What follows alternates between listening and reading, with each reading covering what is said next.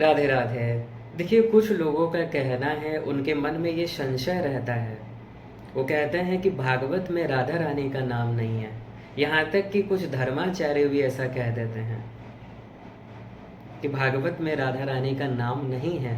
लेकिन हम स्पष्ट रूप से कहना चाहेंगे, एक ही बात बस विचार कीजिए आप, कि भागवत में जिनको परम तत्व बताया गया है भगवान श्री कृष्ण, और वो जिनकी आराधना करते हैं, जिनकी कृपा से भगवान का ये जो स्वरूप है आनंद, जो भगवान को निरंतर आनंद प्रदान करती हैं, दिव्य प्रेम प्रदान करती हैं, भला उनका नाम कैसे नहीं होगा भागवत में, बताइए।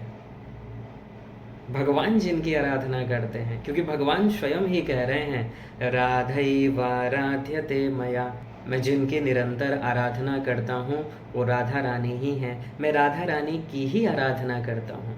जैसे प्रत्येक जीवात्मा श्री कृष्ण के दास हैं, प्रत्येक जीवात्मा के स्वामी श्री कृष्ण हैं, श्री कृष्ण की स्वामिनी जो है राधा रानी, तो भला अपने स्वामिनी जो का नाम कैसे नहीं होगा, जहाँ पर भक्त का वर्णन है, क्योंकि भगवान श्री कृष्ण राधा रानी के भक्त हैं, प्रेमी हैं, तो जहाँ भक्त का वर्णन है, उनके ईश का, उनके स्वामिनी जो का वर्णन कैसे नहीं होगा, बताइए। जैसे प्रत्येक जीवात्मा भगवान से क्षमा मांगते हैं अपने पापों के लिए, कि प्रभु हमें क्षमा कर दीजिए। श्री कृष्ण क्षमा मांगते हैं राधा रानी से। ब्रह्मवैवर्त पुराण में कह रहे हैं कि राधे सर्वापराधम में क्षमस्व परमेश्वरी, कि हे परमेश्वरी, हे लाडली जो, हमारे पापों को आप क्षमा करें। श्री कृष्ण कह रहे हैं राधा रानी से कि हमें क्षमा करें। तो कैसे भागवत में नाम नहीं होगा राधा रानी का, बताइए। क्योंकि सर्वेश्वरी श्री राधा रानी के बिना तो भागवत पूर्ण ही नहीं है। तो इतना जब महत्व है राधा रानी का, भागवत में नाम कैसे नहीं होगा। भागवत के कण कण में राधा रानी का नाम है, प्रत्येक अक्षर में राधा रानी का नाम है, लेकिन दिखाई तो उनको ही देगा जिनको कोई रसिक मिल जाएंगे, जिनके ऊपर भगवान की अति कृपा होती है, लाडली जो की अति कृपा होती है, और कोई वास्तविक संत मिलते हैं, वास्तविक महापुरुष मिलते हैं, कोई रसिक उनको मिल जाते हैं, वही समझा सकते हैं कि राधा रानी का नाम भागवत में है या नहीं है। भागवत में राधा रानी का नाम ठीक उसी प्रकार है। किस प्रकार? यथा प्रियंगुपत्रेषु गुढ़मारुण्यमिष्यते, यथा प्रियंगुपत्रेषु गुढ़मारुण्यमिष्यते, श्रीमद्भागवते शास्त्रे राधिका तत्त्वमीदृशम्। जैसे मेहंदी होता है ना, मेहंदी का पत्ता, वो तो हरे रंग का होता है। मेहंदी का जो पत्ता है हरे रंग का है, लेकिन जब आप प्रयोग करते हैं, लगाते हैं, तो लाल रंग छोड़ता है। बाहर से दिखाई नहीं देता है लाल रंग, लेकिन उसके अंदर वो गूढ़ पूर्वक छिपा है। ठीक इसी प्रकार ऐसे अगर आप अक्षरों को पढ़ेंगे, व्याकरण को लगाकर भागवत समझने का प्रयास करेंगे, तो शायद आपको राधा रानी का नाम पता नहीं चलेगा। लेकिन जब आप भाव पूर्वक समझने का प्रयास करेंगे, जब कोई रसिक की कृपा हो जाए आपके ऊपर, जो राधा कृष्ण के प्रेम से ओतप्रोत हो, वो अगर आपको समझा दें, उनकी दृष्टि अगर आपको मिल जाए, तब कण कण में राधा रानी का नाम है। क्योंकि ऐसा हो ही नहीं सकता कि भागवत में राधा रानी का नाम न हो। ये जो कहते हैं कि राधा रानी का नाम नहीं है, सामान्य मनुष्य कहते हैं, वो तो छोड़ो, भोले भाले जीव हैं, उनको पता कुछ है नहीं। लेकिन कुछ धर्माचार्य जब बोल देते हैं, क्योंकि सामान्य जीव भी कब बोलते हैं, कुछ धर्माचार्य ऐसे हैं, वो बोलते हैं राधा रानी का नाम नहीं है, उनसे जब सुन लेते हैं तो लोग भी मान लेते हैं कि राधा रानी का नाम नहीं है। हम फिर कहेंगे जी, भागवत भाव का विषय है। आप अपने तर्क से, अपने बुद्धि से समझने का प्रयास करोगे, ब्रह्मा नहीं समझ सकते, आप क्या समझेंगे। कोई ये सोचे, किसी को ये अहंकार हो जाए कि व्याकरण को पढ़कर हम भागवत समझ लेंगे, नहीं समझ सकते आप। क्योंकि भागवत कोई सामान्य ग्रंथ नहीं है, सामान्य पुराण नहीं, ये पंचम वेद है, जहाँ वेदव्यास जी महाराज कह रहे हैं, अर्थोयम ब्रह्मसूत्राणाम सर्वोपनिषदाम अपि। ये जितने भी उपनिषद हैं, ब्रह्मसूत्र हैं, जिसे वेदांत कहा जाता है, जिसे शारीरिक भाष्य कहा जाता है, जिसे उत्तर मीमांसा कहा जाता है, छोटे छोटे सूत्र हैं, उन सभी सूत्रों का सार है, निचोड़ है भागवत महापुराण। इसलिए ये तो वही समझ सकता है जिनके ऊपर भगवान की अहेतु की कृपा हो जाए और कोई रसिक उनको मिल जाए। इसीलिए देखिए वेदों में बताया गया कि परीक्ष लोकान कर्मचितान ब्राह्मणो निर्वेद माया नास्त्य कृतः कृतेन तद विज्ञानार्थम स गुरुमेवाभिगच्छेत् समित पाणी श्रोत्रियम ब्रह्मनिष्ठम। ये दो ही टर्म याद रखिएगा। गुरु कौन है? जो श्रोत्रिय हो और ब्रह्मनिष्ठ हो। श्रोत्रिय अर्थात समस्त शास्त्र वेदों का सही सही ज्ञान हो, और ब्रह्मनिष्ठ अर्थात भगवान का प्रेम प्राप्त हो चुका हो, भगवान का साक्षात्कार हो चुका हो। वही आपको समझा सकते हैं वास्तविक अर्थ। समझाने वाले तो देखिए संसार में बहुत हैं, अपनी अपनी बुद्धि के अनुसार समझाते हैं, लेकिन वास्तविक अर्थ आपको कौन बता सकता है? जो स्वयं भगवत प्राप्ति कर चुका हो। क्योंकि वास्तविक ज्ञान उन्हीं को प्राप्त होता है जो भगवत प्राप्ति कर लेते, क्योंकि भगवत प्राप्ति के पहले जीव में 4 प्रकार के दोष होते हैं। भ्रम पहला ही दोष है, भ्रम।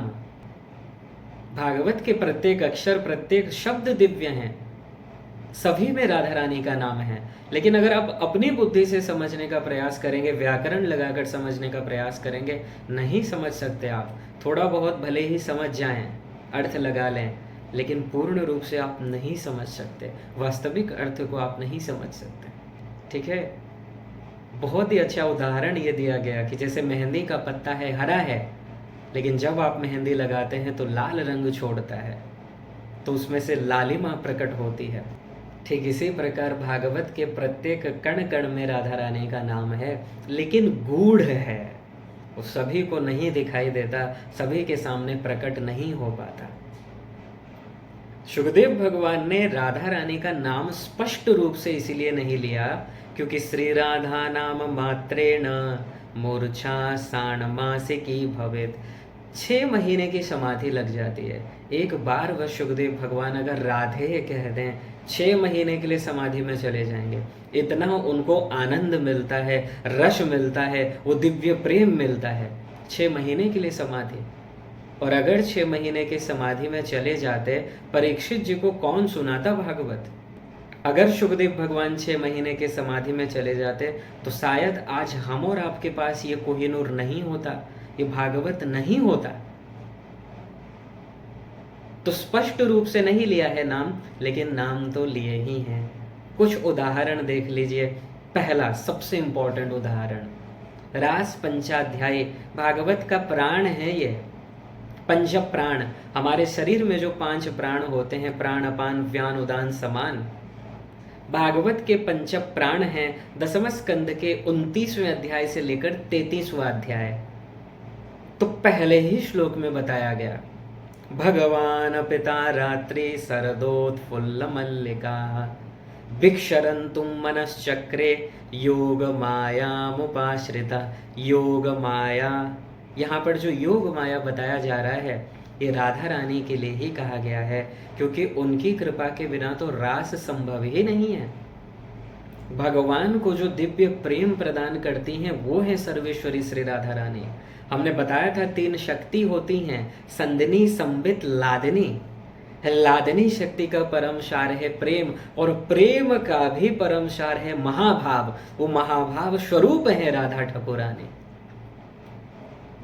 और उन्हीं को रास प्राप्त होता है जिन पर राधा रानी की कृपा हो जाए। इसलिए उनकी कृपा के बिना तो रास संभव ही नहीं है। ठीक है, तो यहाँ पर जो योग माया बताया जा रहा है, ये राधा रानी का नाम है, क्योंकि उनकी कृपा के बिना रास संभव नहीं है। वही प्रेम प्रदान कर सकती हैं, वही रास का आपको अधिकार प्रदान कर सकती हैं, सर्वेश्वरी श्री राधा रानी। फिर बताया गया, जब भगवान रास से अंतर ध्यान हो गए, प्रशमाय प्रसादाय तत्रैवांतरधीयत। जब भगवान रास से अंतर ध्यान हो गए तो गोपियां एकदम व्याकुल हो उठे। जैसे एक मछली को आप जब जल से निकालते हैं, छटपटा जाती है, और यही वास्तव में प्रेम है, जो भगवान के विरह में छटपटा जाए, भगवान के लिए अत्यंत व्याकुलता उत्पन्न हो जाए, वही भक्त है। आप नाम जप रहे हो, तीर्थ यात्रा कर रहे हो, पूजा अर्चना कर रहे हो, ये ठीक है, ये भी शिरडी का विषय है।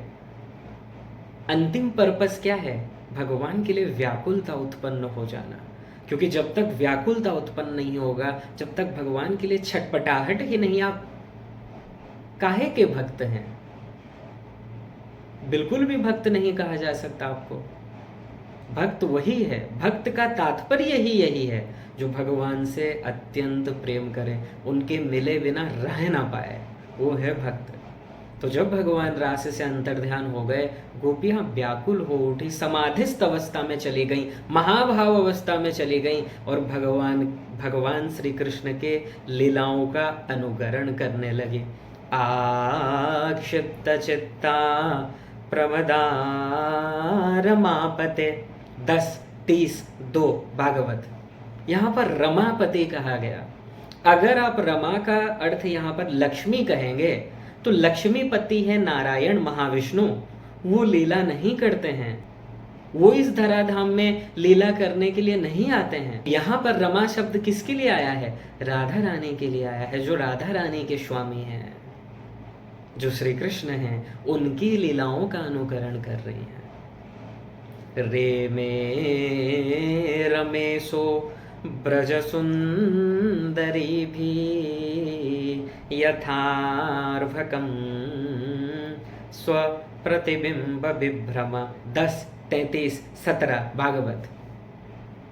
यहाँ पर कहा गया रमेशो, जैसे एक छोटा सा बालक, नन्हा सा शिशु जब अपनी परछाई को देखता है, उसी के साथ क्रीड़ा करने लगता है, खेलने लगता है, आनंद लेता है। यहाँ पर भगवान अनंत कोटि गोपियों के साथ रास कर रहे हैं, लेकिन किस तरह कर रहे हैं? जैसे एक छोटा सा बालक अपने परछाई को देखकर खेलता है, उसके साथ क्रीड़ा करता है, ठीक इसी प्रकार भगवान अपने आप से ही रमण कर रहे हैं। तो यहाँ पर कहा गया रे में रमेशो, रमेशो, तो रास करने क्या नारायण आए थे, महाविष्णु नहीं, श्री कृष्ण आए थे। तो यहाँ पर रमा शब्द का अर्थ क्या है? लाडली जो है। हे नाथ, हे रमानाथ, ब्रजनाथार्थिनाशन, रमानाथ। यहाँ पर भी रमा शब्द राधा रानी के लिए ही है, क्योंकि गोपियाँ महाविष्णु को नहीं पुकार रही हैं, वो श्री कृष्ण को पुकार रही हैं। नारायण से, महाविष्णु से गोपियों को कोई लेना देना नहीं है। एक बार भगवान ही महाविष्णु के रूप में प्रकट हो गए, नारायण के रूप में, चतुर्भुज के रूप में प्रकट हो गए और कहा गोपियों तुम चिंता मत करो, लो मैं आ गया, मैं ही हूँ तुम्हारा नंद नंदन, तुम्हारा श्याम सुंदर। तो गोपियों ने घूंघट कर लिया और कहा महाराज आप कौन हैं? हमारे श्याम सुंदर तो आप नहीं हो सकते, उनका 4 भुजा कब से हो गया, उनके तो 2 ही हाथ हैं।